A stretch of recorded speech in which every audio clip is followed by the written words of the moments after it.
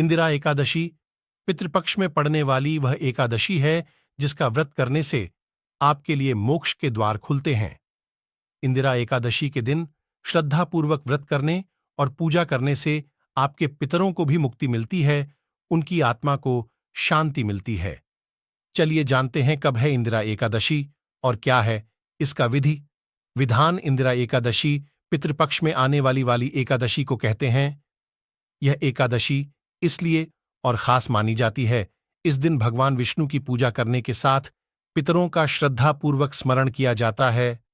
ऐसा मानते हैं कि इस दिन ब्राह्मणों को सम्मानपूर्वक घर बुलाकर भोजन करवाने और सामर्थ्य के अनुसार दान पुण्य करने से हमारे पूर्वज हमसे प्रसन्न होते हैं। इंदिरा एकादशी इस साल 10 अक्टूबर को है। चलिए आपको बताते हैं इंदिरा एकादशी का महत्व, शुभ मुहूर्त और पूजा विधि। लेकिन उससे पहले अगर आपने हमारे चैनल को अभी तक सब्सक्राइब नहीं किया है तो अभी सब्सक्राइब कर लीजिए, जिससे आपको हमारी इसी तरह की वीडियो आगे भी मिलती रहे। चलिए शुरू करते हैं। सबसे पहले हम इंदिरा एकादशी का महत्व जान लेते हैं।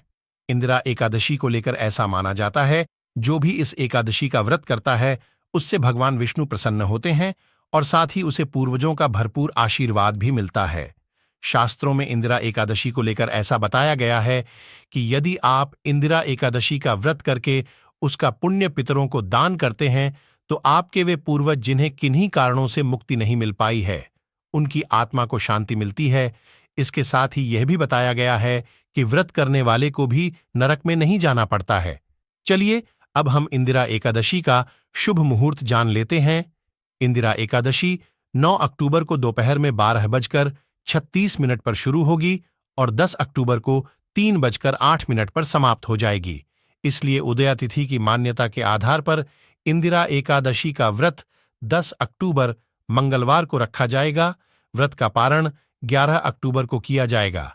व्रत के पारण का शुभ मुहूर्त सुबह 6:19 पर शुरू होगा और 8:38 पर खत्म हो जाएगा।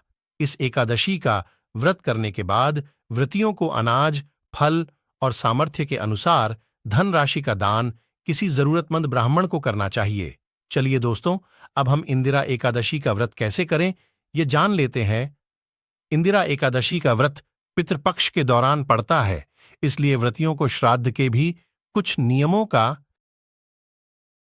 पालन करने की बात शास्त्रों में कही गई है।